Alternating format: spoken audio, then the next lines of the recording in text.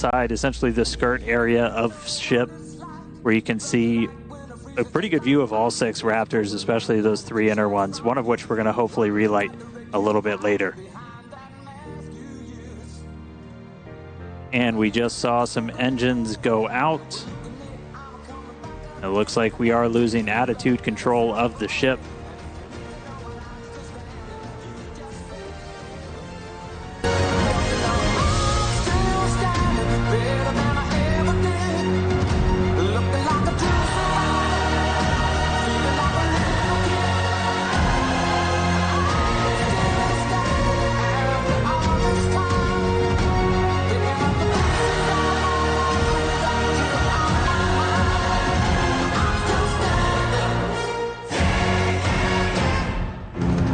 So welcome back to another video of the NASA Directory. Today we're gonna see the consequences of the Flight 9. This is the very earliest speculation that I always make, and you might have watched these videos before because I always make the speculation anticipation about the flight, especially for the flights of the starships. And in this video I will be cover the what's the new in a Flight 9 profile, and what was the consequences at the root of the flight problem in a Flight 8. So these all the things we will be cover up in this video without any hesitation. So let's begin this entire video without wasting our time. So the first we're gonna learn about the consequences and my earliest speculation that I made for to understand how the Flight 9 would go without any technical depth knowledge. Okay, so I mean, this is not the technical depth knowledge that actually I will tell you the why that the flaw and why that the failure happened in the Flight 9 and what is the root of that failure. So but I'm just anticipating the actual surface actions and tasks. Okay, so let's begin this entire live stream without any hesitation and let's see the consequences. Yes, so you can see behind me, this is my graph and chart of the entire Flight 9 performance. So here I have written down all these maneuver and the phases that the Flight 9 will be performed. They both vehicles, the booster 14-2 and the ship 35. Okay, so we have to see first from the T plus 1 minutes and under the 1 minutes that when we hit to the T plus 0, I mean T minus 0, whenever the vehicle lift off. Okay, the vehicle will lift off as a nominal, and we expected the successful mass Q also, and then at the 2 minute 30 seconds in accounting the T plus, the hot staging will be occur as a plan. But during the ascent, we are anticipating that some kind of rare issues will be happen, because since we are using the booster -2 just for the refly mission, and we don't know exactly how the Starship in the Starship program, the booster kind of the entire launch vehicle will be fly again in a refly mission. So we can anticipate some of the rare challenges in our ascent burn, but till the hot staging, once the hot staging has confirmed and performed on the on a T plus 2 minutes in the 30 seconds counting, then the booster will be perform the various tasks and challenges that SpaceX has set and scheduled in a prior, and they have stated in their entire Flight 9 profile. Okay, the first we have to see that our previous boosters, including the booster 14, it have done randomized flip maneuver in the Flight 9. I mean in the Flight 7. That was the Flight 7 mission when the booster 14 has performed the regular flip maneuver. Okay, but in this flight we will be gonna perform the directional and very precise flip maneuver to avoid any the use of the onboard RCS system of the booster, to prevent the consumption of the fuels. Okay, so this flip maneuver will be taken a place after we have completed our hot staging maneuver and prior to the boost back burn. And once that done, the boost back burn will be initiated. Once the boost back burn initiated, Then we will see the booster coasting over the Gulf of Mexico. I mean, Gulf of America, guys, is the actual thing. So, over the Gulf of America, although the offshore scheduled landing, the SpaceX wanted to perform some additional and extensive data and the performance from the booster 14. That's why they're gonna perform over the offshore location. So the once they have done the boost back burn, the booster will start to descend through the atmosphere and at the angle of attack. You gonna not believe that the SpaceX wanted to increase the angle of attack to increase the atmospheric drag and prevent any higher acceleration in a descent maneuver. So the once they descending to the ground, so they will have the very lower amount of the descent velocity. So descent velocity equivalent to the lower consumption of the fuel during the landing burn. So they can save the more fuel for the landing burn when the landing burn must be very aggressive and more for the safety, guys. That's for the safety. So these all the things and challenges that they're gonna perform in the Gulf of Mexico in an offshore zone from the launch site, okay, in a landing site, because they want to perform it without wasting and messing with their launch and landing infrastructure. That's what they're gonna do right now.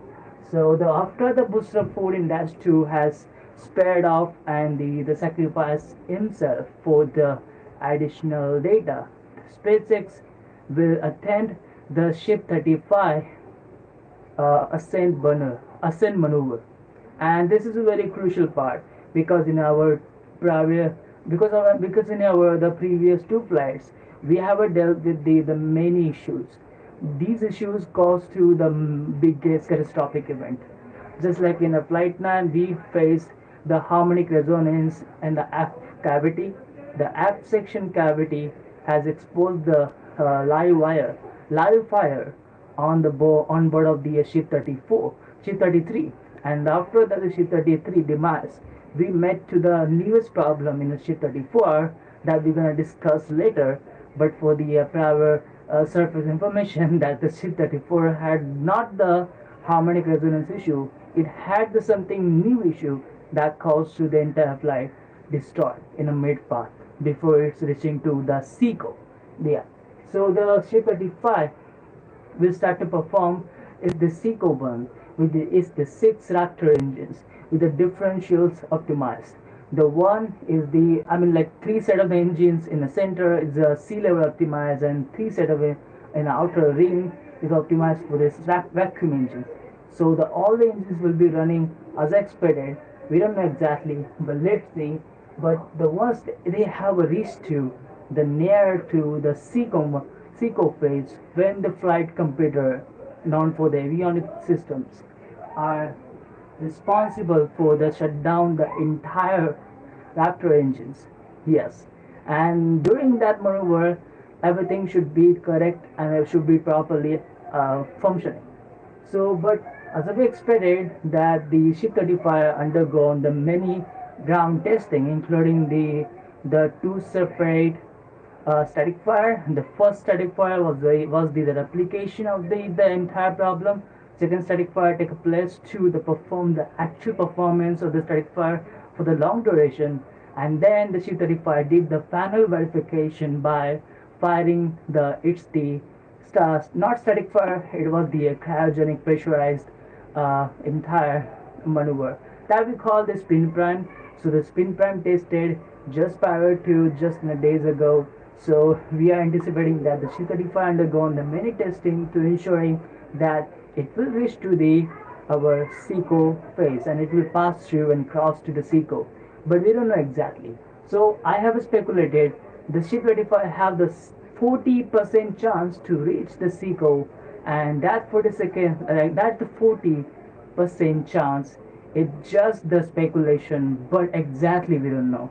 There could be issue, the new res issue, we don't know. So the ship 35 have the very miraculously fate and luck, or otherwise it will be the same as the ship 34, ship 33 have met before. So let's see what will happen again. But we will see the bright side of this entire flight. So we are watching the actual thing. So once the ship 35 perform the SECO, they will be cheered up. But after that, there is a less chance to perform the actual Starlink simulator deployment. So for that, we have the 10% Starlink Starlink simulator deployment. So that's the percentage at deciding the how much difficult is the flight now. So the 10% is just speculation. And after then, it will perform the 5% with the chance and probability that the Raptor relight demo will be taken up. So we don't know Raptor relight demo will be a happen or not, but there is a 5% probability. It's telling and indicating C35 will perform there.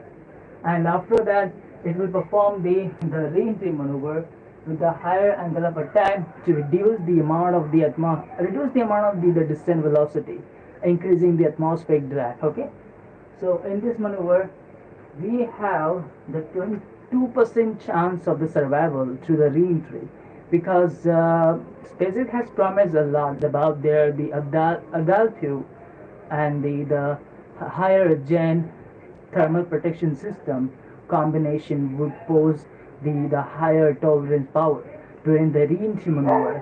But we don't know exactly how their test statement will be go. But we are confidently telling that the ship 35 will perform through the re-entry successfully. But according to my speculation, it will perform the entire entry with the 2% probability. So we are going to the some dark side or not, but let's see what will happen. Either it could be explored during the re-entry, or it will lost is the entire position attitude control, or everything could be happen in this flight, right? And after then, it will perform the belly flop with this the landing burn. So during the landing burn, we have 2.7 successful landing. 2.7 probability is the last ever the landing probability. That only 1% chance has left to prove the ship 35 fake. Otherwise, it will be gone in the Indian Ocean and with the very shattered pieces. So let's see what will happen next, because we are anticipating the ship 35 and how the whole thing will be go as we are anticipating now, right? So, but dark side is the similar. So what could be happen in dark side? So there are the probability of the new issues rises. The first probability am I telling, the ascent burn of the full stack will be have some issues like the some reactor engines will be gone out, because since they have reused the 29 reactor out of the 33 reactor engines in a fresh, so maybe they have to deal with the issue during the ascent. So booster 14-2 will have the ascent problem, and then it will have the successful hot staging if it have performed the ascent successfully. But after this hot staging, they will done all the scheduled task what they have to perform offshore zone. So but after then, the ship 35 is a mainly will be deal with the new challenge is including the onboard is not about the fire, is not about the explosion, is not about the engine failure, is about the newer challenge that I'm gonna reveal now. That challenge is the attitude control.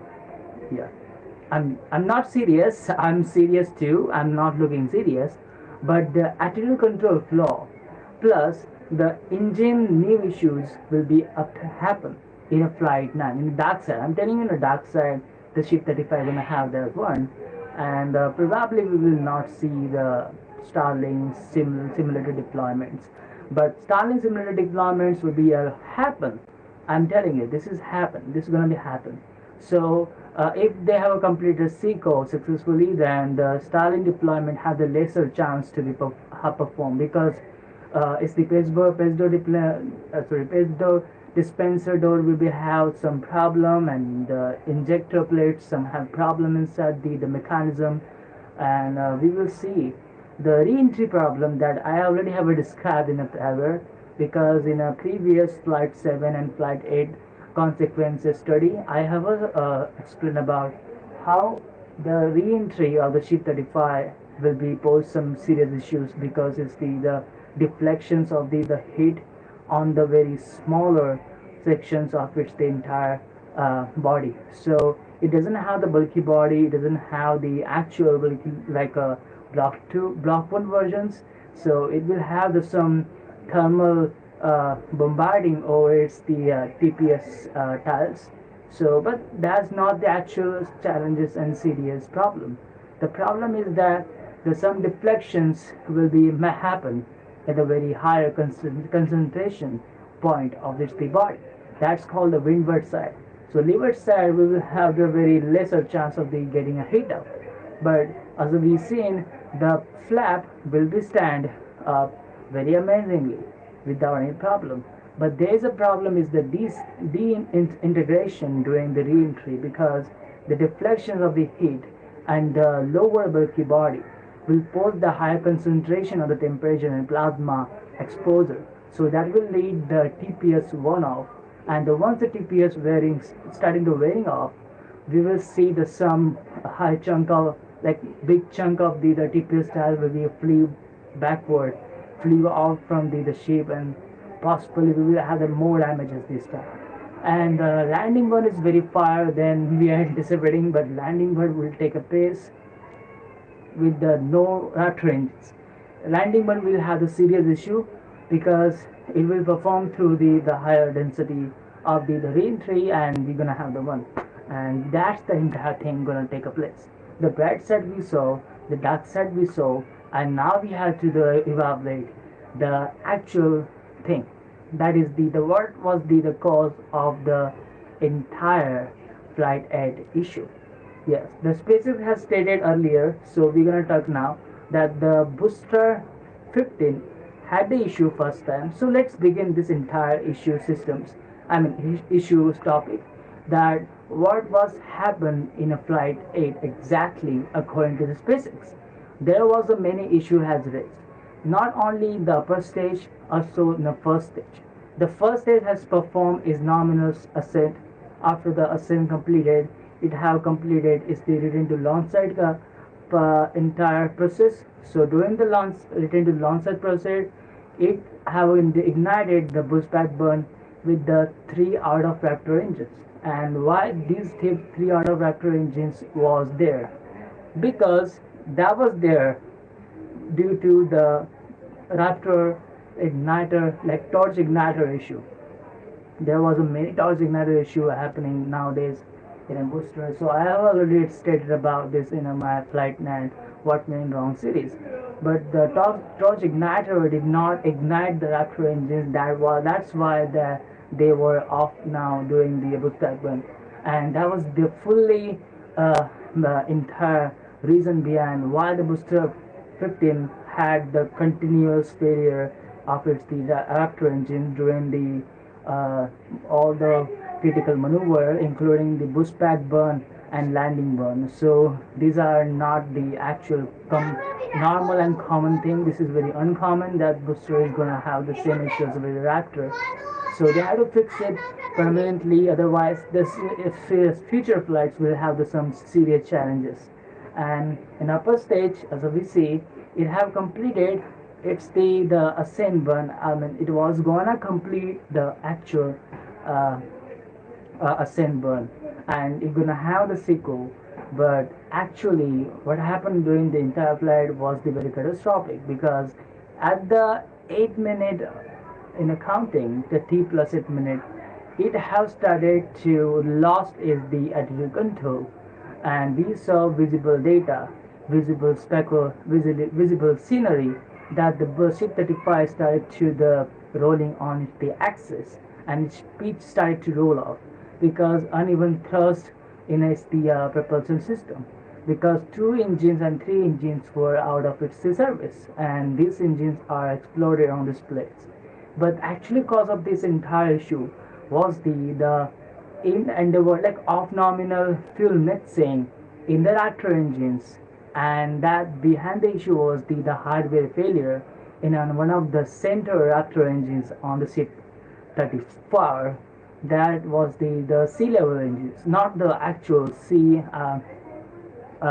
Our vacuum engines have problem doing that, but one of the three reactor engines in a three center of the entire ship 34 posed a serious issue because the off-nominal fuel mixing led to the entire reactor engine performance downplay.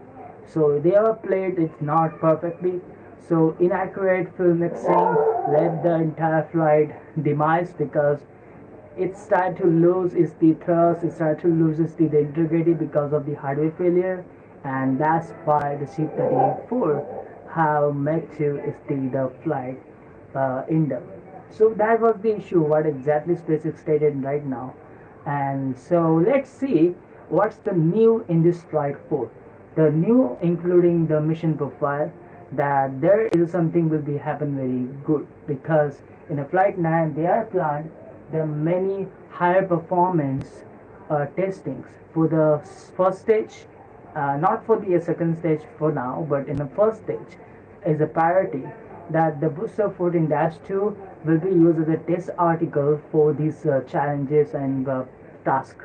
The first, during its the ascent, it will perform nominally, but during the hot staging, as I stated just a moment ago, that they will perform the actual flip maneuver in a directional manner, because in the before we have been doing this the entire flip maneuver in a randomized direction due to the uneven push from the upper stage reactor engines, but now we're gonna perform it in a precise direction without even using our RCS onboard thrusters. So this will be happen by blocking the several vents on the hot stage adapter, and the ones that complete, and because due to that this upper stage will be fired up it's the all the engines before we ignite in the booster gun on the first stage. So this will push off the entire engine, so the entire first stage booster on the directional manner, and this will be done without assisting the all the vents on board. So we will be not use any propellant to push the booster off to and divert its the position. So this will happen by just mechanical changes in a hostage adapter by blocking the several vents on a directional manner. So they will be performed. They will help to assist this entirely possible. And during the re-entry, they have a plan to do the higher angle of attack. You can see this here that the booster 14 dash. Hey, welcome back another video for the NASA Directory. This is the Joshi who is hosting this entire video.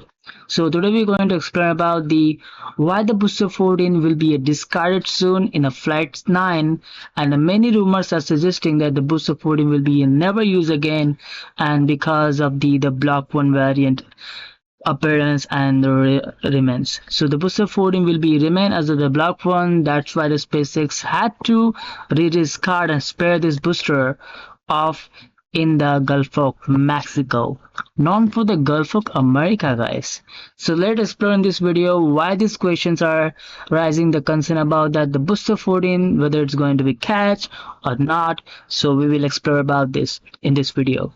Don't worry, your doubts and all your confusion will be cleared out as I will clear out. So let's see why the booster 14 will be caught or not, whether it's going to be caught or not. It's just the decision of the SpaceX that they will make it soon, possibly real. So let's see, before they're going to make it real, we will just speculate about, but we will give the exact value, valuable valid data about that why the booster 14 should be caught again.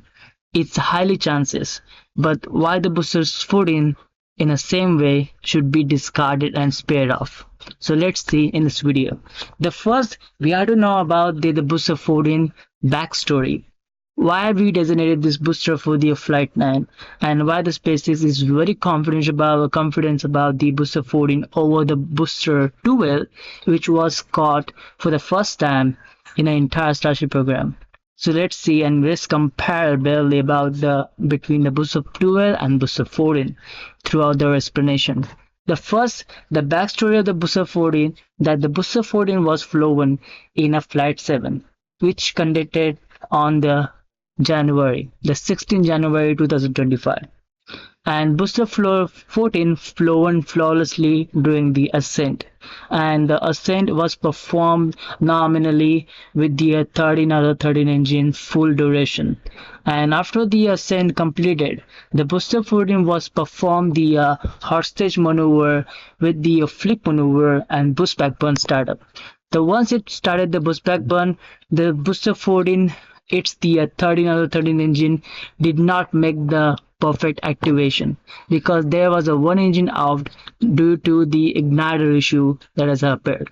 The species was confirmed later, but that igniter issues indicated that the booster nowadays is getting a more worsen issues than the previously flown boosters. So maybe that was the issue on the igniter size, but yes, fine. But that the off booster, like off engine during the boost back burn, did not make any holder or the anomaly that would pose the entire Flight 7 as a total failure. But Booster 14 made successfully boost back burn, is performed the nominal descent trajectory towards its the landing zone and landing pad, and it caught by the Megazilla arm flawlessly. And which one was the engine out of the service during the boost back burn? It has come back during the landing burn, which was miraculously amazingly to see how the Booster 14, all the engine setup and avionics system performed very perfectly compared to the Booster 15, which has flown in a Flight 8. It did not perform perfectly, but due to its the anomaly, the Booster 15 compensate all the errors throughout the flights and proven that the flight can be done without with all the errors. So the Booster 15 has caught again. But Booster 12, what about this the legend? We caught it on a Flight 5 for the first time. So the Booster 12 was just a part of our trial and the learner that we caught it for the first time just to show up that how this concept is working. So the Booster 12 was very fragile now because that the Booster 14, so Booster 12 received the tremendous damages than all the booster caught right now. So the Booster 12 had no any chance to retreat from its place and get back into our online state where the flight will be actively concluded for the refly missions.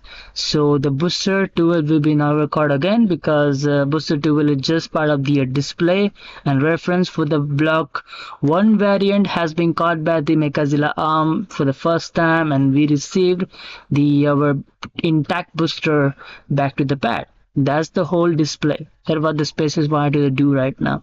So with this one, the Booster 14 backstory completed because that the Booster 14 is amazing. It's like a total flawless machine that has flown.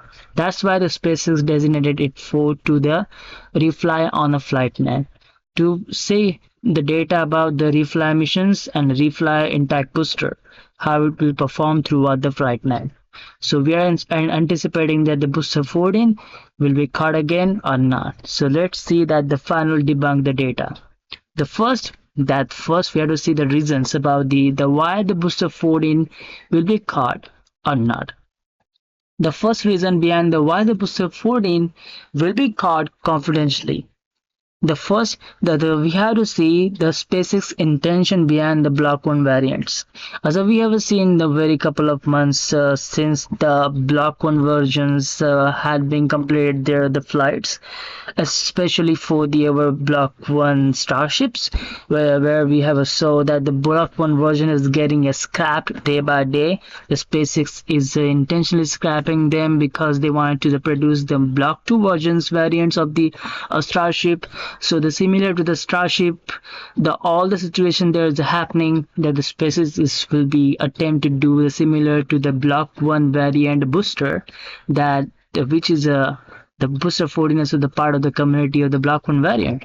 So if you see, the block 1 variant has flown in a first flight, and they are going to be fly again in a next flight and second flight. So the SpaceX just wanted to see if this refly mission would prove the catching algorithm successfully, because we have to see the booster 14 will be performed throughout the flight as expected that it did perform in the previously flown flight. So maybe the SpaceX just will be jump off onto the catching attempt to see if this booster going to be catch or whether it's not.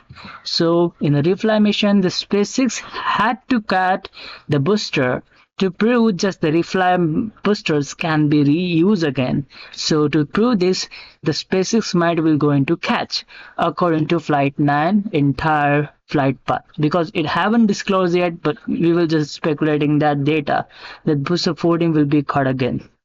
But in a negative side, where the people are commenting about the booster 14 will be never caught again, that is the very high likely that the booster 14 will be never caught again, because as we see in the booster and the Starship, both are the block 1 variants. They were before the block 1 variants, but block 1 variants for the boosters still remains, but block 1 variant for the Starship is gone off, because the block 1 variant of the Starship is completely gone.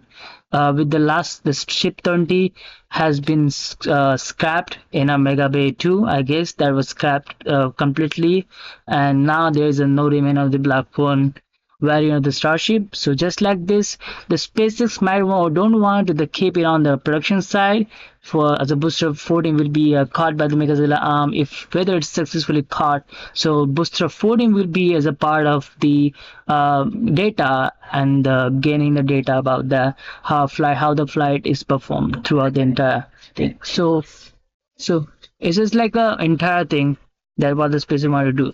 So they will intentionally discard the booster into the Gulf of Mexico and America, where it will be completely safely splashed down. So the SpaceX will never retrieve again, so there will be a more space for us to produce our block 2 variants. So that's the reason why the SpaceX will be or will not be. There is a 2 other 50-50 chances is presented. But from my opinion, that the booster 14 will be caught again if the space is confidential about the booster 14 refly performance, to see the regain the data whatever they are seeing right now and what they have learned before.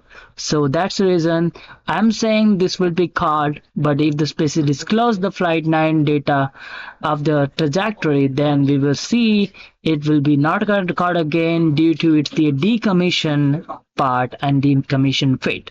So the booster 14 will likely go decommissioned soon, and I'm expecting that highly. So I'm right now leaning to the decommissioning of the booster 14, but also I'm pressing my hand on the booster 14 catch in a Flight 9. So it will be the 4th catch of the year, and we will see the amazing things because it will be amazing. So block 2 variant of the ship 35 will be fly with the booster 14 that is going to be reflying now. So with this one, you might have got the entire validation data and the reason behind why the booster 14 will be caught again or not. In a whether there is a more confusion between these two sparked questions, but we will see later when the SpaceX they will disclose any confidential data about this. But till then, we cannot say anything.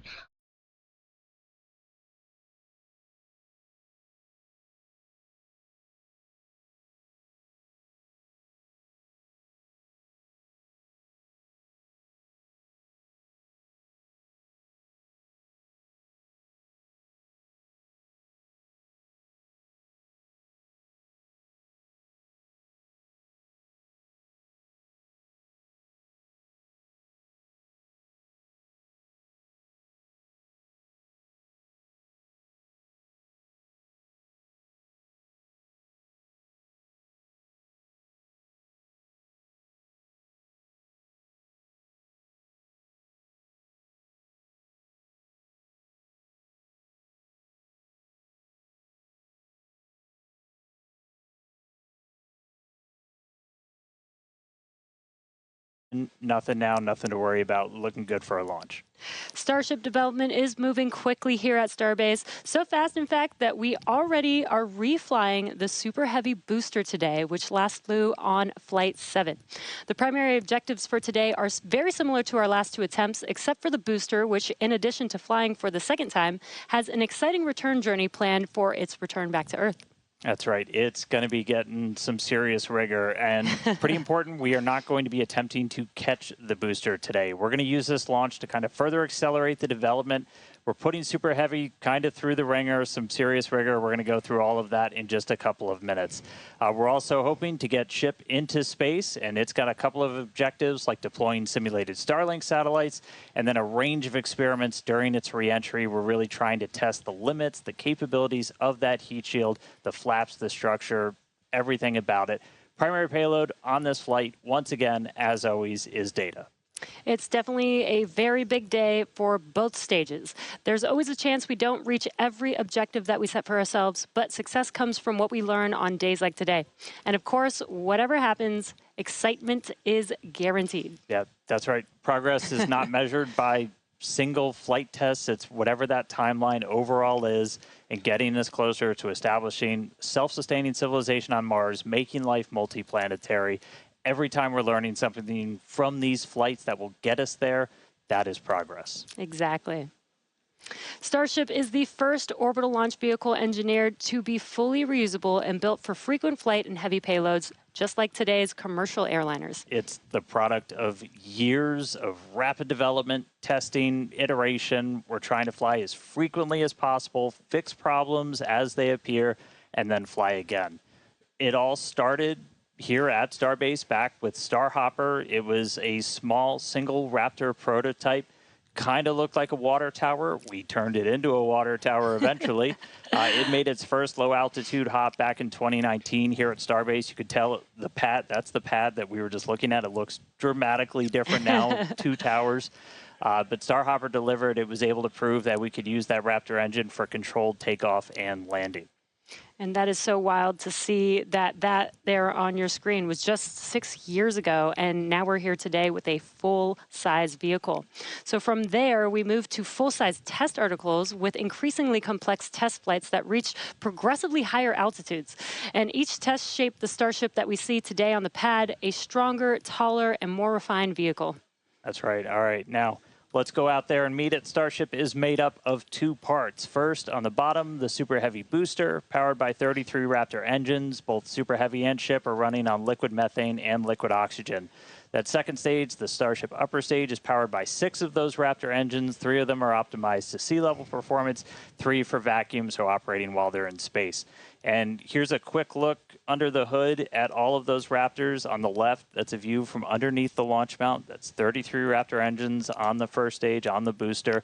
And on the right, that's a view inside of the ship. So you're looking down at the top of the booster at 6 Raptor engines inside the ship. Those are what's going to power it to orbit. Now, that second stage is also what will one day carry cargo, payloads, people, everything that's going to space. It's also going to be responsible for in-space propellant transfer. That's where we're going to take 2 Starships, meet them up in orbit. One will be able to transfer propellant to the other. That's a really critical capability for Starship to do all of these missions beyond low Earth orbit. It also unlocks our ability to send huge amounts of cargo, tremendous amounts of people to destinations far beyond Earth. Yeah, the Super Heavy booster is designed to launch, separate, flip, and return to the launch site where it can be caught by the chopsticks on the launch tower. Though, as we mentioned earlier, we are not attempting a booster catch today on Flight 9. Starship re-enters the Earth's atmosphere at the conclusion of its mission, steering itself to a vertical landing or catch. And both stages are designed to return to Earth and fly again, making this the first rocket in history that will be fully reusable.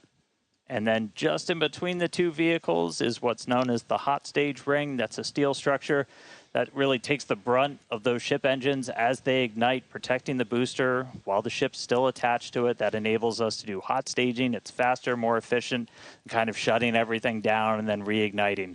Right now, that hot stage it's single use. It detaches from the booster as it flies back. But in the future, it's going to be integrated right into the top. And then on top of all of that, there's all of the infrastructure that's built up around it to support Starship. We call it Stage 0. That's everything, the launch pads, the propellant farm, launch towers, chopsticks that are catching the booster out of the air, stacking the ship, all of that. And you may have noticed we have a new addition out there near the pad. The orbital launch mount for Pad 2 has officially been installed. That's starting to come together. Just like Pad 1, Pad 2 has a launch mount. That's where you're going to put Super Heavy on top. We also have a launch tower with arms, a little bit shorter on that one. That's going to be used to stack the Starship on top, put the booster on top, catch the booster, catch the Starship. We did put the orbital launch mount on there. That's responsible for routing all of the propellant to the booster ahead of flight. Underneath it, you've got flame deflectors, the water deluge system to just disperse all of those forces. The single piece we just lifted in weighs about 1,060 metric tons, which if you're keeping score at home, that's the same weight as about 10 Millennium Falcons. It's heavy. That's a lot of Millennium Falcons, so Dan. Many. We're also currently in work on Starship's brand new pad at Kennedy Space Center's Launch Complex 39A, and we're hoping to bring that online later this year as well. Tons of progress with Starship so far in 2025, and lots of incredible milestones still coming up. And we are still on track to lift off tonight at 6:30 p.m. Central Time. And right now, it's time to say hi to Chris, who's over there repping the West Coast ops today. How's it going, Chris? Hey, Jesse and Dan, and welcome everyone to West Coast and Hawthorne, California. As you can see behind me, the crowd is gathering outside of our mission control room here in Hawthorne, and the excitement is really palpable as we continue to count down toward Starship's 9th flight test. Now, our mission control room here in Hawthorne usually serves as the mission control room for our Falcon and Dragon missions once they launch from Florida and California. Now, with Starship, all countdown and mission control operations actually use the same flight control team from the same location at Starbase, which you can see on your screen now. But as we develop a vehicle like Starship, we want as many experts watching over its various systems as we can. And that's what we use the mission control room here in Hawthorne for during Starship flight tests like today's. The folks in mission control, which you see now on your screen, are the responsible engineers for Starship's various systems. This includes things like booster systems, stage propellant, our ground stations, flight software, the loads, and the vehicle structures as well. And having this support gives the flight teams in Starbase immediate access to our engineers' knowledge, which is really, really important when we're making informed decisions very quickly in a test program like this. This setup has been great for Starship flight tests so far, as we've handled things like propellant temperature differences, as well as day of launch winds that can affect the loads placed on Starship structures during launch, and particularly during the descent of the Super Heavy booster back to Earth. So having all of these responsible engineers ready to support is crucial during Starship testing, where we place hardware in flight conditions quickly to iterate and make the best and most reliable rocket that we can. So it's definitely a full house, a growing full house here in Hawthorne for our 9th flight of Starship today. Every flight brings us a step closer to a future where Starship is flying multiple times a day. And I'm sure you all feel the same way down there in Texas, Dan and Jesse, but I can't wait to see Starship's launch today. How about you? Yeah, can't wait to see it, Chris. As you can see, props loading on the vehicle is just a little under 2 miles away from us, and we're really excited. Looking back real quick, so back in March, Starship's 8th flight test saw us catch the Super Heavy booster for the 3rd time ever, another big step on that path to full and rapid reusability. Unfortunately, the Starship upper stage did experience what we call a rapid, unscheduled disassembly before it finished its climb to space, which meant we didn't reach all of those additional mission objectives that we had set. About 5.5 minutes into ship's ascent burn, a hardware failure in one of its sea-level Raptor engines took out that engine, the 2 remaining sea-level engines, and a Raptor vacuum engine. That's 4 of the 6 engines that ship has.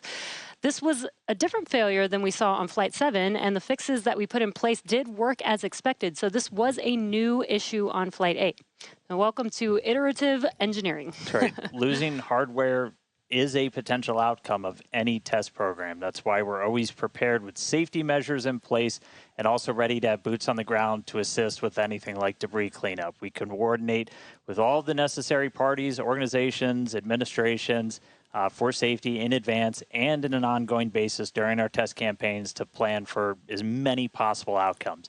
Definitely do want to say thank you, though, to the people of the Bahamas, the government of the Bahamas, who worked with us so closely since Flight 8. We took full responsibility for the cleanup, and in doing so, we had people on the ground in the Bahamas within 12 hours to help with debris recovery. So all that said, we're moving forward in our development cycle with safety at the top of mind, and we fly again today to get this current iteration of ship to space and back. That's right. Putting hardware in a flight environment as frequently as possible, so you're seeing how things behave all together in the real world. Then you're solving problems as they pop up. That's how SpaceX developed their very first rocket, Falcon 1. Same philosophy was used to develop Falcon 9. Today, we're looking to get our first re-entry with the latest iteration of ship, while intentionally stressing the super heavy vehicle during its return to get data on its boundaries. And by stressing, we mean that we'll be pushing the flight envelope of super heavy as we fly at a higher angle of attack during descent towards the Gulf. Angle of attack in this case means that super heavy is pitched up to maximize drag and slow return. Because of this test, we will not be attempting to catch and recover Super Heavy, which again is flying for its second time today. So for a brief moment, this booster will hold the title as the Super Heavy flight leader. That's right. All right. Lot still ahead for today. Let's get into it real quick with this overview. As always, everything starts with a liftoff. 33 Raptor engines igniting. Super Heavy pushing itself and Starship into ascent over the Gulf. It's going to continue for about 2.5 minutes before we get to hot staging. Ship will ignite its engines.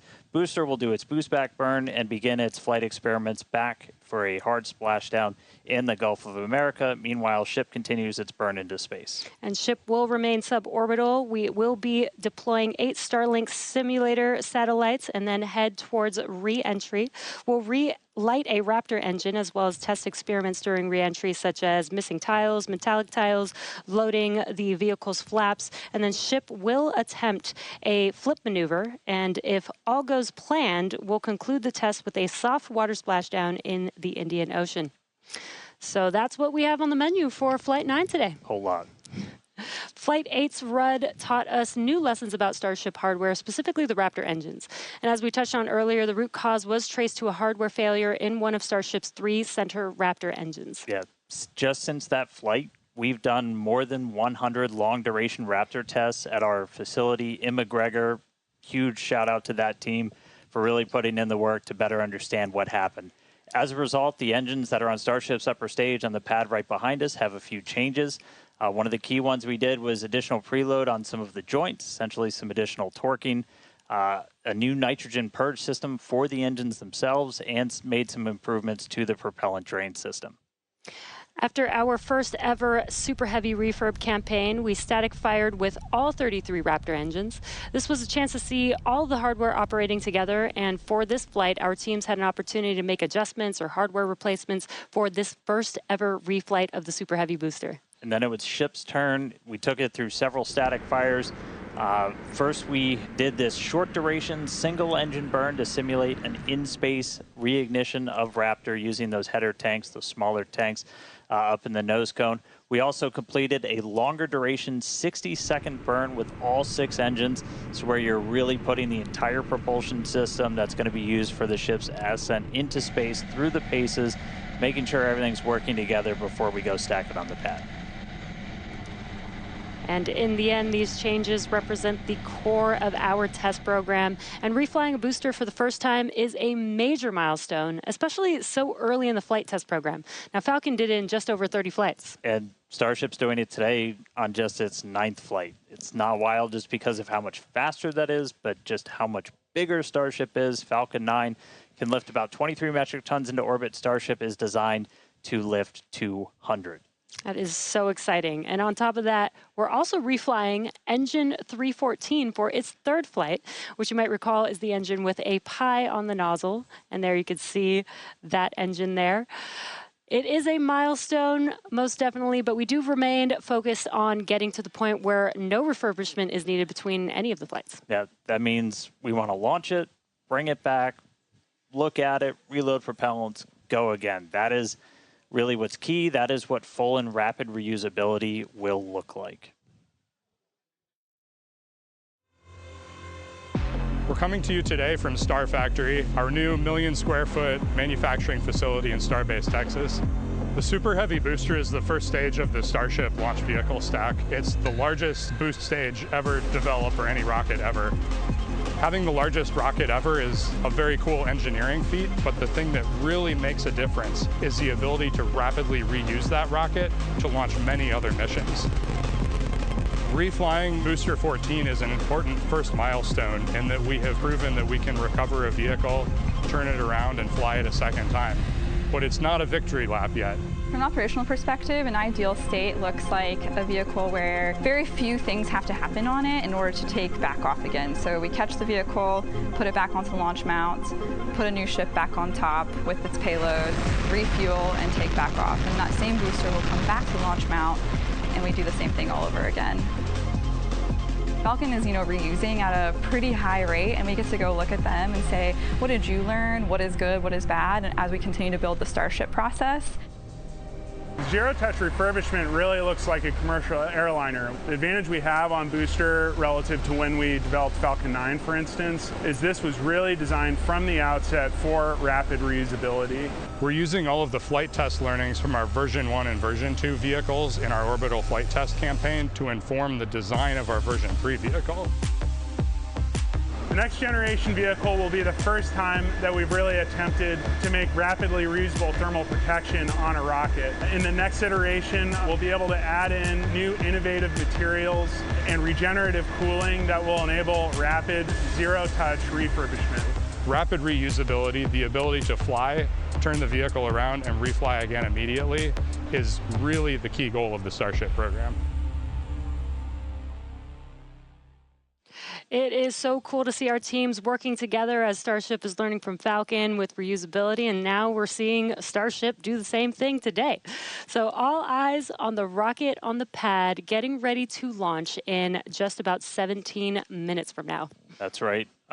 Looking at our levels real quick, we're a little bit more than halfway full on fuel and LOX on the booster, over 80% full on the ship. Still have to fill those header tanks, but everything looking good. We're not tracking any issues on the range. As a reminder, we watch sea states, air, and land around the launch site here and also over in the Indian Ocean where we're going to be doing our reentry. Not tracking any blockers to launch at the moment. Weather is gorgeous, has not been a concern all day for launch. We've been moving through all of our pre-flight checkouts pretty smoothly so far this morning, getting the ship and the booster ready for prop load, making sure guidance, navigation, and control are aligned. Everything's ready to go. You can see with the frost coming off, we're getting pretty full. We started loading all of the propellants on board both ships about 45 minutes or so before launch. They kind of stagger where we start with ship and then move into booster. We're going to continue loading these propellants on board until just about 3 minutes before liftoff. We'll close out on the ship first and then on the booster. But bottom line, everything's looking great. Not tracking any vehicle issues, range issues, weather issues. We're looking really good right now for a launch at the top of our window right at 6:30 p.m. Central. Yeah, seeing the propellant loading is making this getting more and more exciting. Today is going to be a wild ride for Super Heavy. We're putting the booster through several tests to expand the envelope on its capabilities and get flight data to make its return and catch more reliable. Now, another unique change in today's flight will be the addition of the first ever directional flip of the booster. That's right. If you've followed previous flights and you kind of wonder to yourself, why does the direction the booster flip seem random? Surprise, it's because it was. We've got a couple of views from previous flights where you'll see the booster kind of go in different directions, and it was really small differences in the thrust of those ship engines. As they started up, they would nudge the booster in an initial direction, and so the booster would essentially sense that and then lean into it, and it'll react, the engines will gimbal, and then it'll continue the flip. That was the easiest option technically, but you do take some performance hits since you're essentially setting aside propellant to accommodate every single direction for a flip. Exactly, but if we know which direction we're flipping, then we know how much propellant we will need and can instead use more of the propellant to burn longer during ascent, adding more velocity to ship and increasing how much payload it can ultimately deliver to space. Yeah, so today I got my trusty Super Heavy here. We're going to intentionally try to flip straight up. So again, as you're separating from the ship, We want to get to here as you're doing that boost back burn. The fastest way is to just flip straight up and go into it. That's roughly what we did on Flight 5. It's the most direct way to get into that orientation for the boost back burn. What you don't want to do is when you flip all the way down like that, we did that on Flight 7, it takes you in a big loop, uses the most amount of prop, not efficient. We're at the point where we want to start kind of tuning it in and getting some extra performance out of the booster. Yeah, exactly. That's called optimization. That's right. To accomplish this, we made some changes to the hotstage adapter, welding reinforced panels over the vents in the direction that we want the booster to go. So when the ship engines ignite, the thrust will push against the blocked vents, which means that the nudge will be in the direction that we planned for. And then when we go to the next generation of ship and booster, we plan to control the flip direction by fine-tuning the engine startup sequence on the ship. Yeah, that's not the only flight experiment that we have planned for the booster today. We're not attempting a catch, so we're going to try and gather additional data that's going to improve performance on future boosters. We're also going to try and see how resilient we are to things like losing an engine during the landing burn. By sending the booster out to sea, we're able to do these higher risk tests without risking the launch pad. As you might have heard earlier, we're going to be doing what's called a higher angle of attack. Basically, instead of coming straight down, we're going to tilt up a little bit. That gets you more drag on the booster. You're able to use just aerodynamic forces to slow you down. The slower you're going at the start of that landing burn, the less propellant you need, because really you're just focused on slowing down as much as humanly possible when you fire that up. So by already going a little bit slower, we'll get some benefits to our performance and our reliability on those burns. Yeah, exactly. And there's definite uncertainty in how well the booster's grid fins and structure will be able to control its flight when we get into higher angles. So don't be surprised if it isn't a smooth descent for the booster down to its splashdown point today. The most important objective of this portion of the test will be getting actual flight data to help anchor our models. Now, we're hoping to fly the next generation of super heavy boosters at even higher angles of attack. So this test today will give us a better idea of what is feasible. Now, on top of all of this, we're going to see how resilient Super Heavy is to engine failures at the most critical times. Yeah, we're going to intentionally disable one of those 3 center engines and instead use an engine from the middle ring that's kind of right behind it. Those center engines are what we nominally use at the very last part of a landing burn. You're just kind of fine-tuning the booster's path into those waiting chopstick arms. This is going to act as a real-world simulation of a pretty scary situation where engines are not starting at probably the worst possible time, but we're going to do this without risking the pad. And then, at the very end of the landing burn, we're going to cut one more engine off and go down to only those 2 center engines. The burn is going to end while Super Heavy is still several hundred feet above the Gulf, so we expect it to make a pretty hard splashdown today. So, in all, pretty eventful day for the booster. And as many of you may know, water landings are actually uncommon for SpaceX. While other launch providers expend all of their boosters after flight, we land and reuse most of ours. All of these tests are going to help us improve future generations of Super Heavy until we reach its fundamental design, a fully and rapidly reusable and reliable rocket. All right, let's check back in with Chris in Hawthorne. How's it going, Chris? Hey, Jesse, my colleagues here in Hawthorne definitely agree with you. We can't wait to see the Super Heavy perform its second flight and see all of the work from our thousands of engineers and technicians in action today. Now, while this reuse milestone is incredibly important for Starship's development, Super Heavy boosters are not the only vehicles that we reuse here at SpaceX. We're big on reuse, and our Dragon fleet is another example of that reuse. And we actually control those Dragon missions from right here in Hawthorne in the mission control room that we talked about a little bit earlier. For Dragon and our human spaceflight program, this month also marks a big milestone for SpaceX, our 5-year anniversary of human spaceflight. Now, NASA astronauts Bob Behnken and Doug Hurley got us started back on Demo 2, which was notable for being the first time since the retirement of the shuttle program in 2011 that people launched to orbit from U.S. soil. Now, in those 5 years, we have launched 17 human spaceflight missions, 11 for NASA, and 6 commercial missions, including Polaris Dawn, with our first commercial spacewalk in history, and From 2 earlier this year, which became the first human spaceflight mission ever to explore Earth's polar regions. We've flown a total of 66 crew in those 5 years, and we are expecting that number to grow significantly in the coming years. Now, most recently on our From 2 mission, the crew offered unique glimpses into the orbital spaceflight experience. And this was honestly just so cool to see. Thank you to our Starlink teams for making everything with the From 2 crew shared possible. This honestly made me feel like I was right there with them in Dragon. They were living, they were working, they were relaxing, they were doing their experiments while also having fun. Basically, just being people and inviting us along for the ride. And that was really meaningful. Being invited up there really showed how these are just the early days on the road to making life multiplanetary. And the vehicle that's going to make all of that happen is Starship. And Dan and Jesse, I don't know about you, but that is definitely a future I have wanted since I was a little kid, and I cannot wait to see us make it a reality. Yeah, right there with you, Chris. It's the fact that we're getting close to that being reality, that the vehicle that's going to go is sitting on the pad right there. Like, that's endlessly exciting. All of that's going to include sending humans, all of the infrastructure for a permanent presence on Mars. And we're looking ahead to sending the very first Starships to Mars as early as next year. Yeah, this will help prove that we can actually get to Mars with a focus on learning as much as possible while demonstrating what will be needed for Mars transit and landing.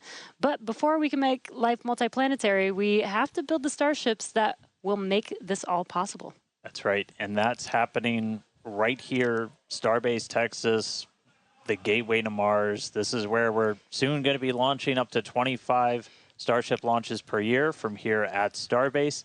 And the place is changing every single day. We've grown quite a bit just in the last couple of years. There's a couple hundred employees, their families living amongst actual rockets. We're in the process of expanding production and integration. We've got a target of 1,000 Starships a year we're going to try to hit. And recently, we did become a city of our own. We're the first city in Cameron County in 30 years. And that's just going to help us scale more quickly, try to build out the best community possible for all the people that are building the future of humanity's place in space. Starbase, pretty easily one of the most inspiring, exciting, unique places to live and work on the planet. As usual, shameless plug, we're always hiring. Come help us build the gateway to Mars. Visit spacex.com/careers. You can see all of our openings. And this is my first time in Starbase, and Dan, the Star Factory is a manufacturing engineer's dream. To be able to build a factory like this at such a large scale with such a large scale vehicle is so wild to me. And though I'm just visiting, Chris is hanging out right where I call home base. So let's check back in with Chris in Hawthorne. Thanks, Jesse. Yeah, everything here in Hawthorne is looking good. The crowd is gathered, really excited to watch the hard work of all of their colleagues come to fruition here for Starship on its 9th flight test. Not tracking any issues. We are excited to watch Starship do its thing today, make it halfway around the world, and test a lot of those critical in-space maneuvers and operations that will be vital for the program's continued operation. So Dan and Jesse, we can't wait for liftoff. Let's have a good flight today. Thanks, Chris. Now, if you're just now joining us, where have you been? But we're glad that you're joining us now. We are at T-minus just under 6 minutes until liftoff of the 9th Starship test flight. So far, the range is looking good. All the airspace and trajectory area that we are going to be launching through is looking good for our test flight today. Weather has been great. It was a little rainy and windy this morning, but it cleared up. It looks beautiful here in Starbase, and propellant loading continues on both stages. All right, yeah, it is continuing. We're a little over 90% full on our booster. We are pretty much full in the main tanks on ship, filling up those header tanks. We're going to continue loading prop for about 2 more minutes. Once we're done with that, you've got just under 11 million pounds of liquid propellant spread across those 2 stages. After we get through all of that prop load, our stage 0 will get ready. The ground systems will go through pushbacks, clearing all of those fluid feed lines back to the propellant farm, getting ready for launch. We did just see they did a flap wiggle check, so the final flap check on the ship.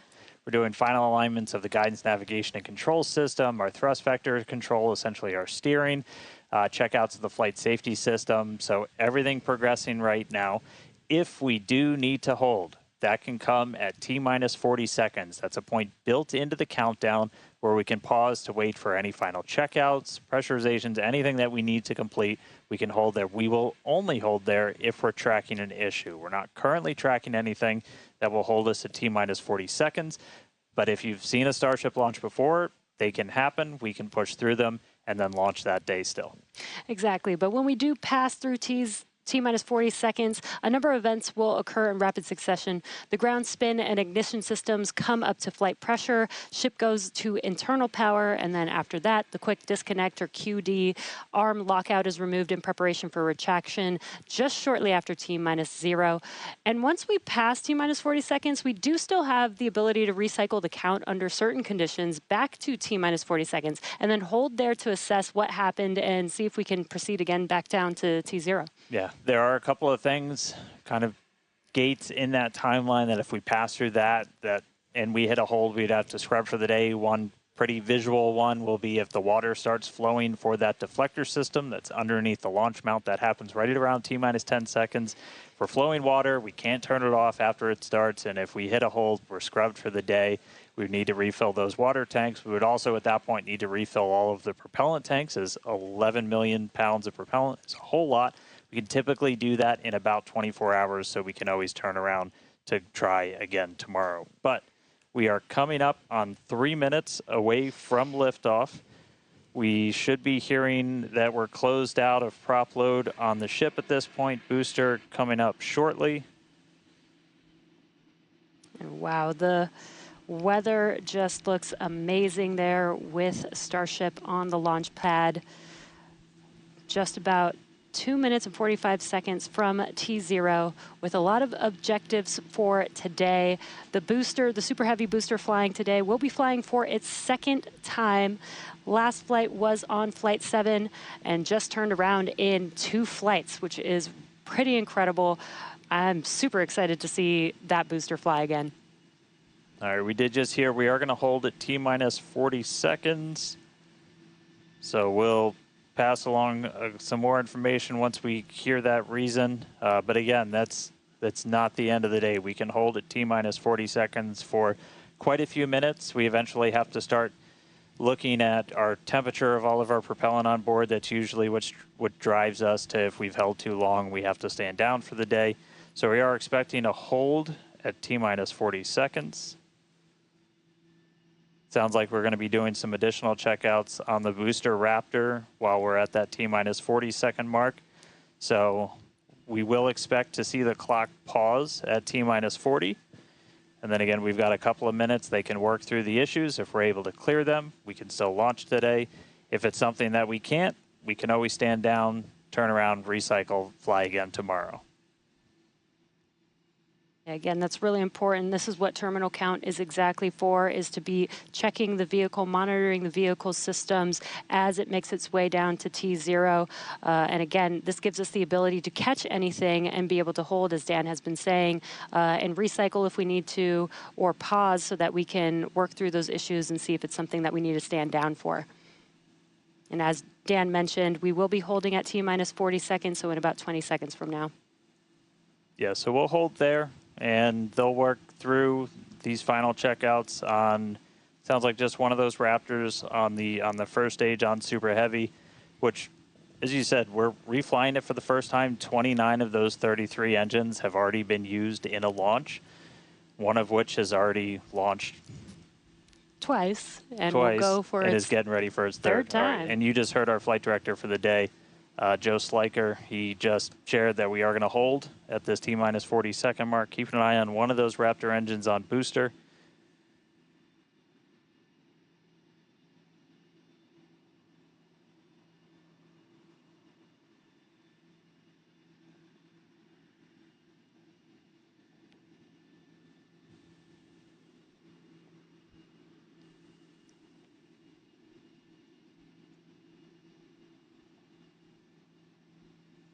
And if you're just now jumping in, we are holding still at T-minus 40 seconds. Watching one engine, waiting for temperatures to kind of get to a zone that we want them to on one of the engines on the booster, on the Super Heavy booster. Getting ready for its second ever flight.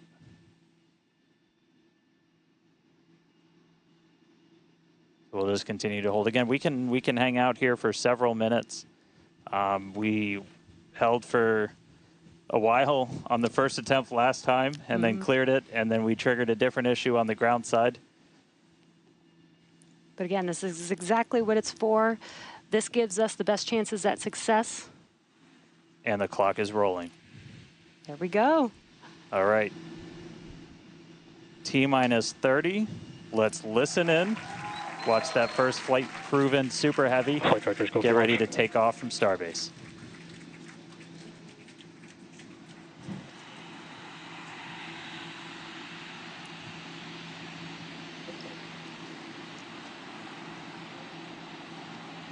T-minus. Delta 1. Hit hold.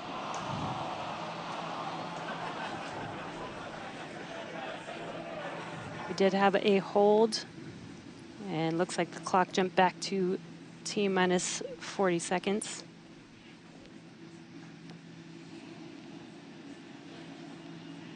All right, so yep, we jumped out. I did not see the deflector go off. So hopefully we were right at around that T-minus 10 second mark. And if we were before that T-minus 10 second mark, we do have the ability to recycle, as we mentioned earlier, back to T-minus 40 seconds. So it looked like this time it was a ground side issue. We're taking a look at this real quick. So again, we're back at T-minus 40. We're gonna hold for a little bit. We are still not scrubbed for the day. Give them a couple of minutes to work through this. Again, we can hang out at T-minus 40 for several minutes. Eventually, we start looking at your bulk temperatures and all of your propellant on board the vehicle. We're not actively replenishing the propellant on board Super Heavy and Starship, and so you don't have essentially forever to hang out before things start to warm up. And you do want to make sure your temperature's in a really stable range for a healthy startup on Raptor engines. So they're going to work through this issue. We can continue to hold here for a couple of minutes. What's launch without a little extra added excitement?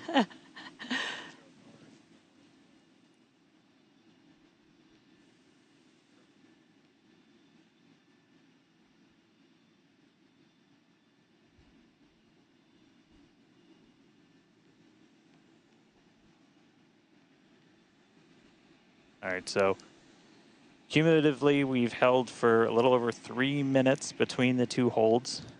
Again, this is a ground side issue on our tower. The techs are looking through the data right now to see if it's something that we can either work through or if it would cause us to have to stand down. So we're continuing to hang out with them, holding at T-minus 40.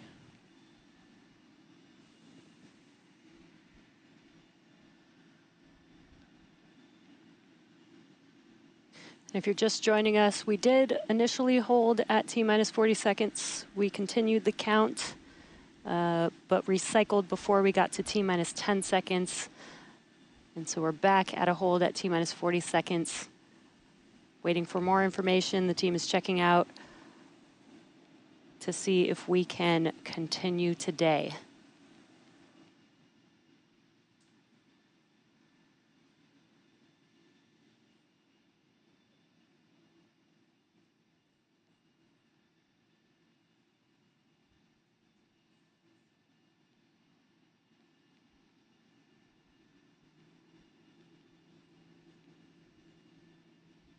And we're continuing to hold here at T-minus 40 seconds.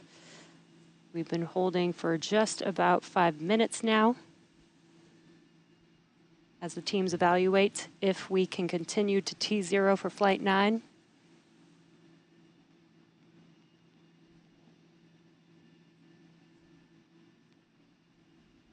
All right, so it sounds like we're coming to a resolution.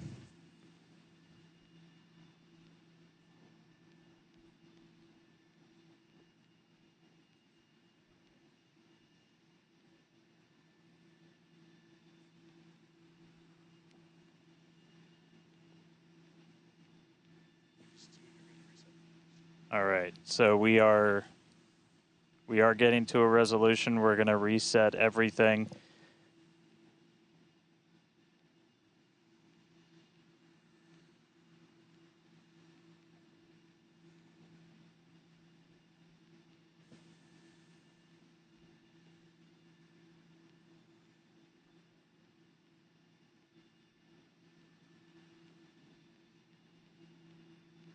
All right, so we're going to see the clock. It is now rolling. Here we go. We saw an issue with that quick disconnect to the ship. There is a chance that automation will kick us out again if we encounter the same issue. But for now, the clock is rolling. We'll see if we pass around that T-minus 10-second mark.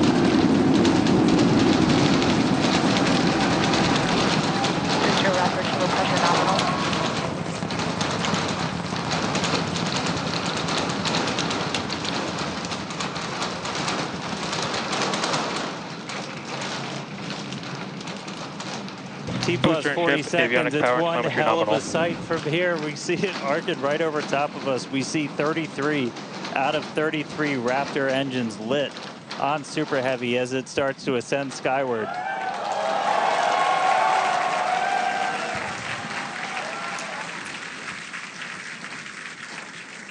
Coming up on maximum aerodynamic pressure, then only about a minute and a half until we get into hot staging.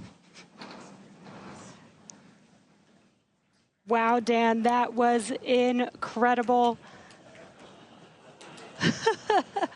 We could feel the building shaking here, feel the vehicle's power. Now we're just about a minute away from shutting down those engines on the booster. Again, this booster is flying for its second time today. All right, so hot staging coming up a little under a minute. We're going to see all but the 3 center engines turn off on the booster. So our version of MECO, most engines cut off. And then just a few seconds later, hoping to see 6 engines ignite on ship to push it away.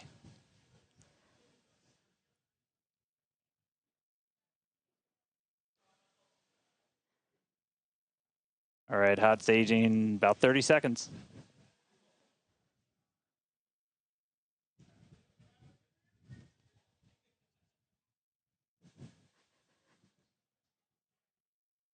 And definitely keep an eye on which way the booster flips. First ever directional flip we're going for today. Should flip straight up.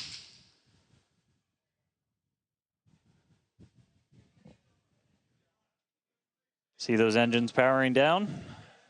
Booster engine cutoff. Ship ignition. Stage separation.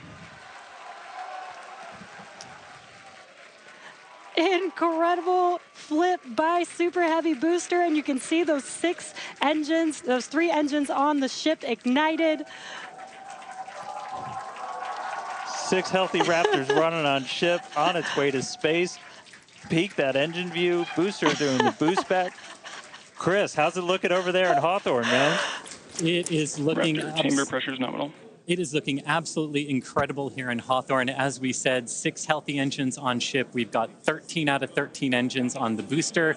Now down to those 3, which is what we expect in the final moments of the boost back burn. Now, as a reminder, we are not recovering the Super Heavy booster today. We are instead going to do booster some... boost back, shutdown. And there we had a good shutdown of the boost back burn. Next up will be the jettison of that hot stage Ship ring. avionics, power and telemetry nominal. Great call out there that everything looking nominal aboard the Super Heavy vehicle, which is returning to Earth, and we're going to be doing some experiments with it, including a higher angle of attack re-entry.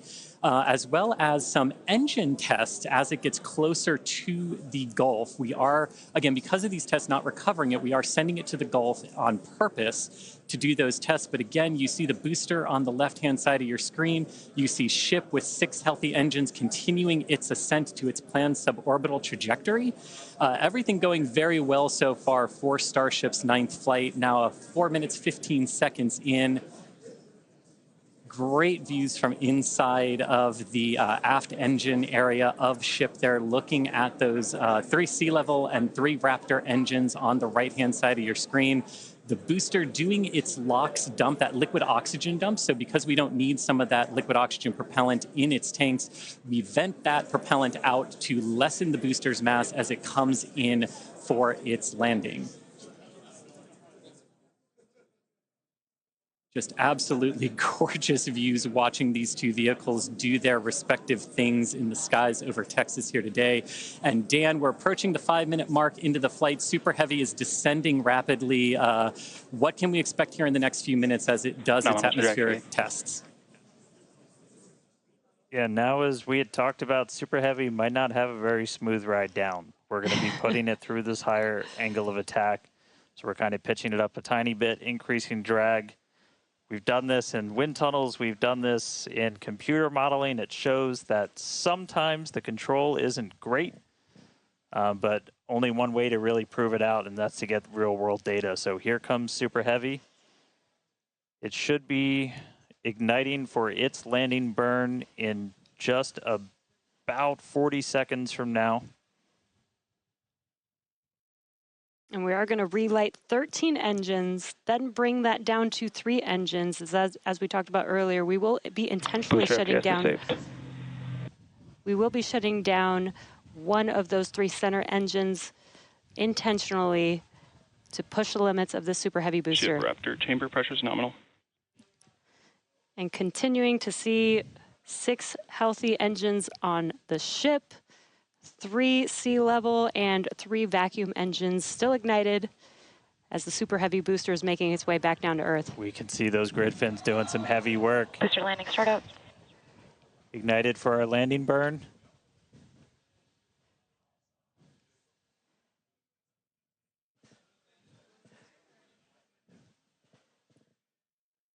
It may have ended with that landing burn.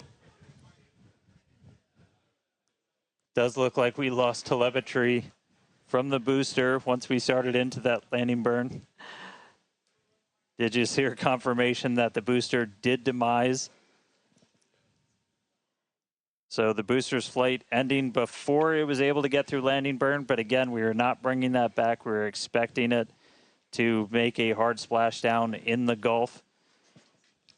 We were getting live data back the entire time through that high angle of attack flight, so that was something that was really vital for us to get during this reuse. First free flight of booster in the books. All right, ship has about 2 minutes left. In about 2 minutes, we expect all 6 Raptor engines to shut down. That will be SECO. Basically second engine or second stage engine shut off. And these are some incredible views, Dan, from the aft end of the ship, watching as the engines stay ignited with the Earth in the background. As always, the Starship avionics team, the techs.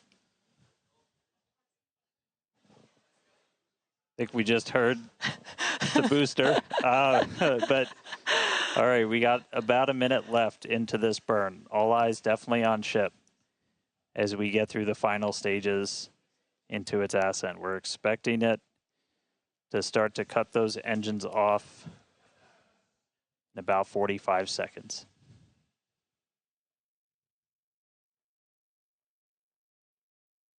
Terminal guidance.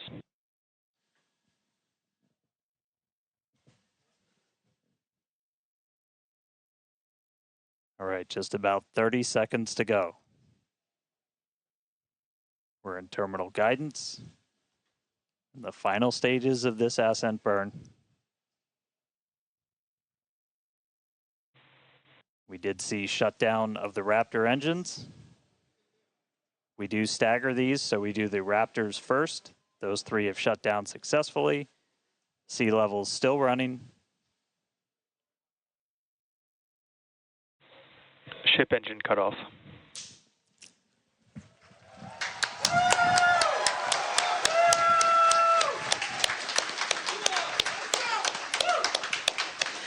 Ship engine cut off, the 3 most beautiful words in the English language. And great call out that we had nominal insertion.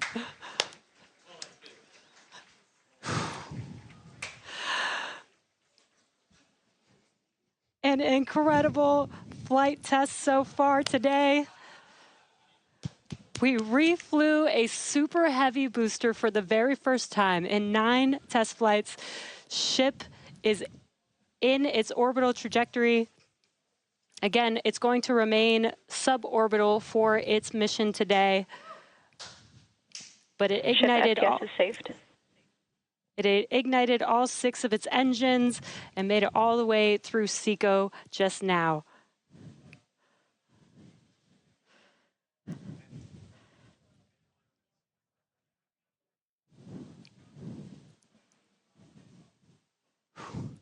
What a moment.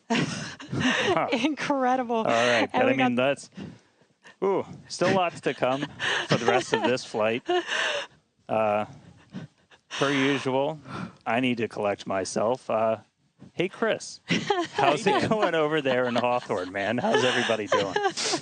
I think the elation and the excitement and the happiness at what we just saw achieved carried through across all of our sites. What an incredible view to see Starship back orbiting the Earth just under 11 minutes into our mission. Absolutely exciting to see all of this, and super pumped especially to see all of the team's hard work in action here today. As guaranteed, it has been an exciting evening so far for Starship's 9th test flight.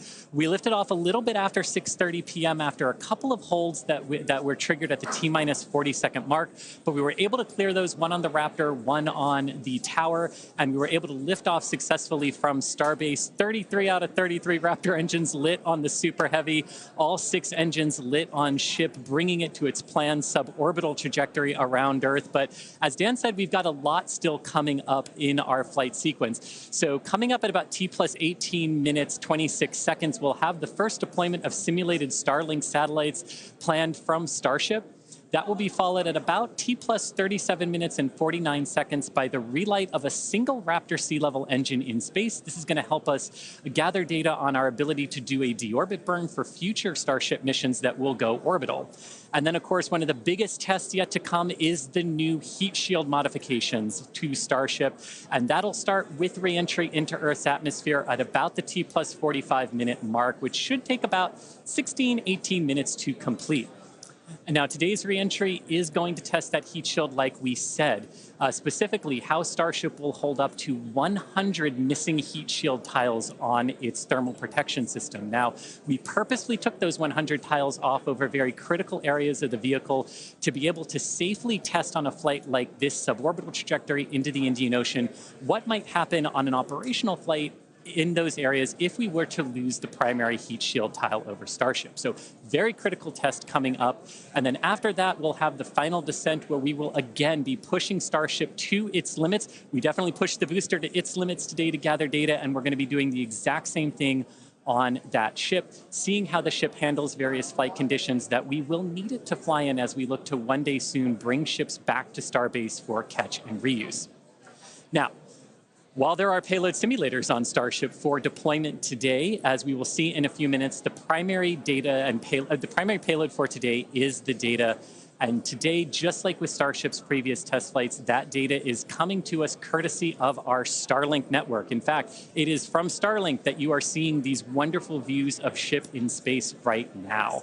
So, and I can't wait to see Starlink really provide those epic views and that data transmission during reentry, which is very, very critical to getting that data during reentry. So, Dan and Jesse, it's been an exciting day so far. There's more to come. As we get ready for Starship's first ever payload deploy, what can we expect next here in the next few minutes?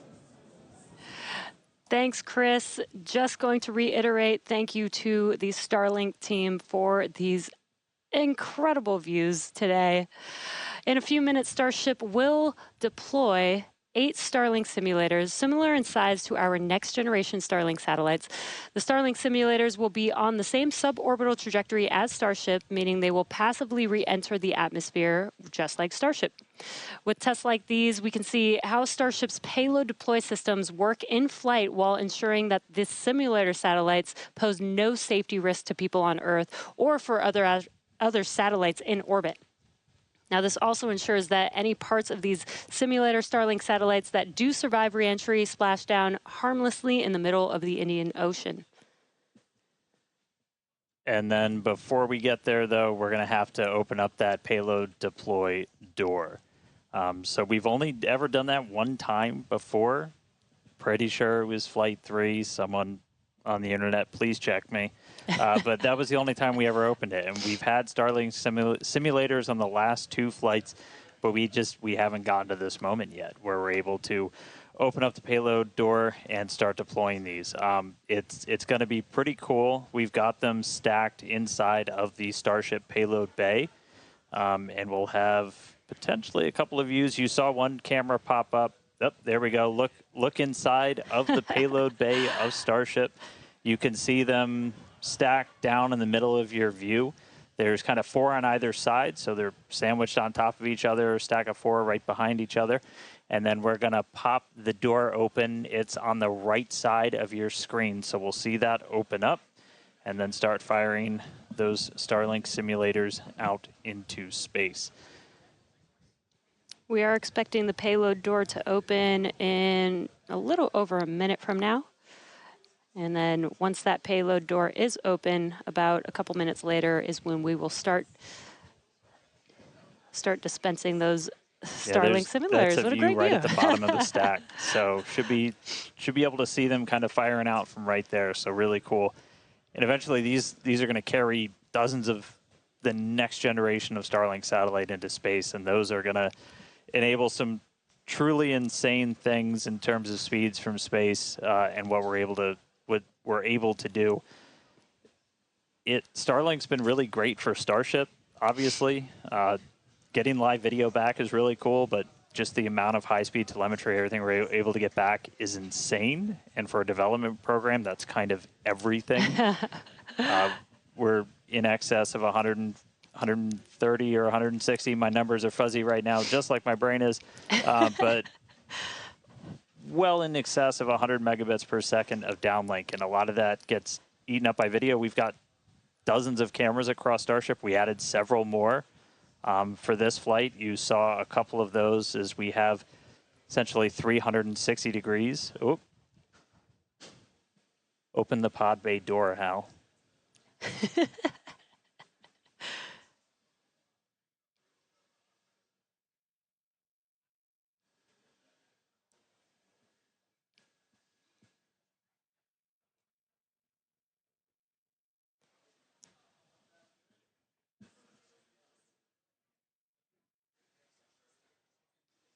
Now we are expecting the payload door to open any moment now, so we're watching out for that. Again, you're looking at the inside of Starship as it's suborbital.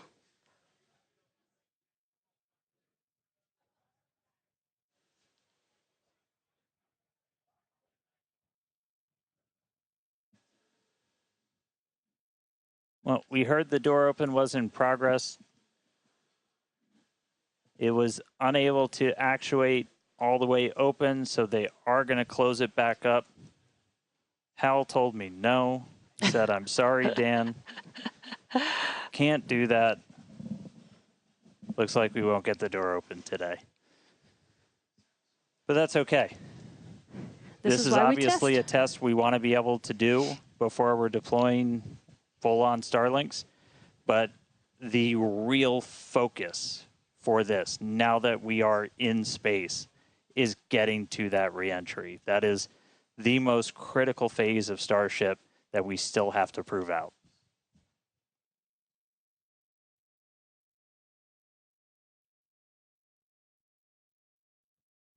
All right, well, so it does look like we're not going to be able to deploy Starlinks today, but we should have pretty frequent views from Starship. They might cut in and out every once in a while, but should be pretty regular.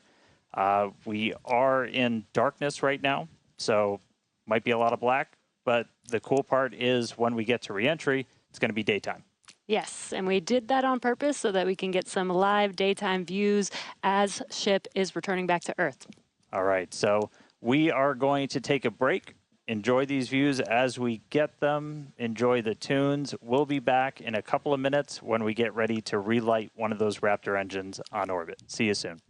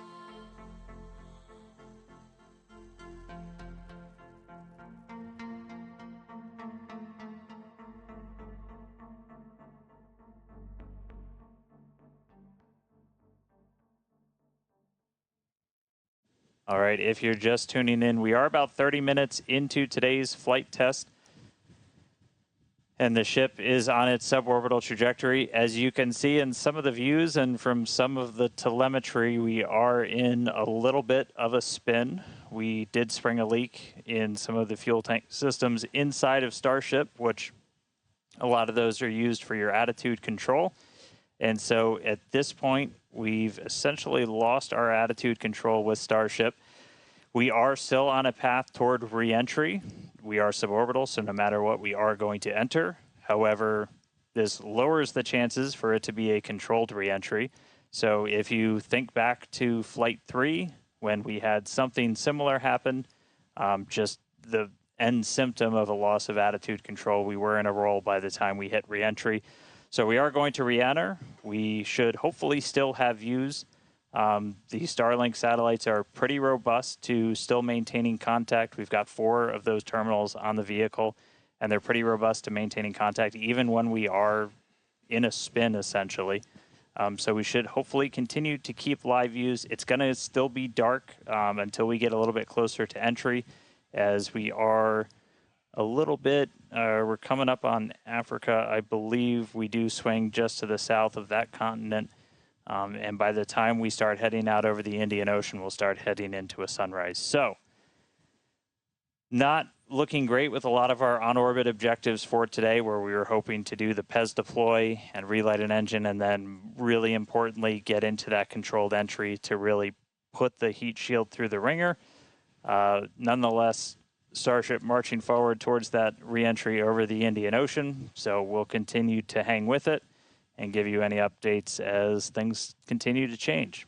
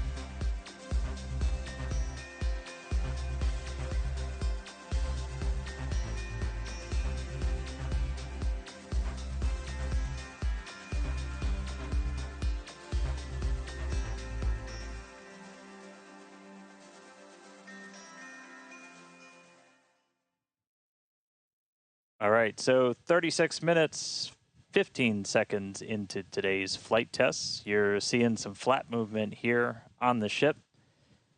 If you've been following along, we have essentially lost attitude control on the ship at this point. It is suborbital, so it's still headed to the exact same trajectory as before. We were not able to get that payload door open and deploy those nose cones. We've been dealing with some leaks on the ship. This is also what led to that loss of attitude control. So at this point, we are kind of in a spin, and we are also going to be skipping that Raptor relight. If you've followed through the history of Starship, something similar happened, different cause, but same symptom back on Flight 3, where we weren't able to maintain attitude control in orbit. And so we're going to skip the relight of that Raptor engine while we're in space. We are going to still proceed with entry, but as we are not able to control the attitude of the ship, as we get into entry, it will enter in whatever orientation it is in at the time, which does not bode well for the ship's heat shield, as we're not going to be essentially aligned the way that we want to do for reentry. So it is definitely coming down. It is definitely heading to the Indian Ocean, but our chances of making it all the way down are pretty slim. So we'll still get as much data as we can. We're still getting live telemetry, live views from Starlink the entire time, and we'll continue to stick with ship as it continues on. We are about 10 minutes away or so until we start getting into entry, and the light will start to pick up as we cross the Indian Ocean, and we'll start to see a little bit more daylight, and we'll, as always, as long as we maintain that comm link, get some plasma on the way in and start to bring the Starship back through the Earth's atmosphere. So that coming up in about 10 minutes or so. So we'll check back in with everybody in a little bit.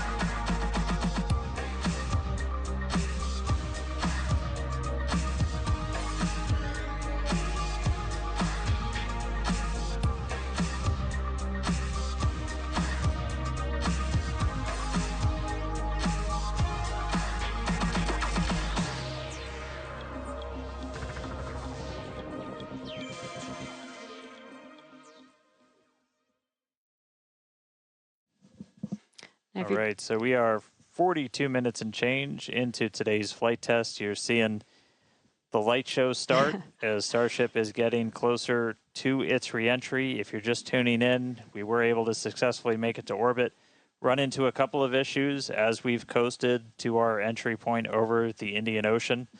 At this point, we had lost attitude control of the ship and entered into a spin. The team made the call to do what's called passivate the vehicle, so we're essentially venting all of the remaining propellant overboard, and it's going to make an uncontrolled reentry. Important to note, this is a contingency that is planned for, and we clear the zones in the Indian Ocean where these entries could take place. So we're not going to come down exactly where we would have had nothing happened, but we do clear a tremendous amount of space out in the Indian Ocean in the event that we run into this. We understand that there are always risks, essentially, with these flight tests, with the hardware, but we don't really accept any compromise when it comes to protecting people. And it is one thing to note is we will actually still re-enter in our planned airspace zone, which is good. That is exactly what we planned for.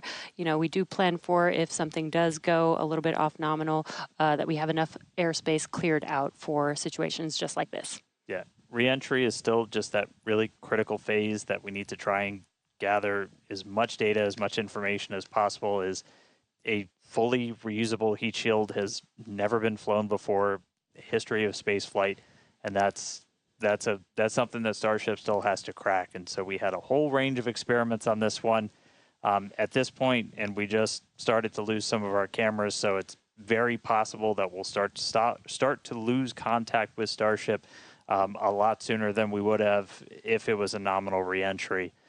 So we are expecting it to break up essentially on its reentry over the Indian Ocean. So not able to do a lot of our on-orbit objectives today, but just the fact that we, got it into space was just a really big moment for a lot of the team. Yeah, and another thing to note is that Super Heavy did fly for its second flight today. It first flew on Flight 7, and it made it all the way to our shutdown of all the engines and stage separation, getting ship into its suborbital trajectory today. It did ignite its 13 engines, but it did demise at that point.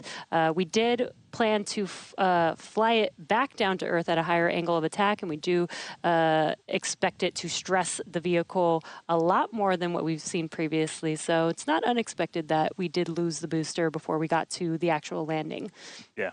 So we're gonna continue to hang out and see if we get any updates on ship. It does look like we might be getting some video back soon. There we go. So this is a view essentially on the top part of Starship. You're looking up at the payload bay and towards the nose cone. So views are going to be a little bit scarce potentially, as again, we are in essentially a tumble. We had lost that attitude control. So Starlink, when it's able to connect, able to feed this down. We are at the phase where we would expect entry to start within the next minute or so. So we are entering uncontrolled, but again, we're entering into an airspace and a sea space that is cleared and monitored in advance of launch and before we get to this phase. And with the views that we are able to see, you are seeing a lot of that plasma build up.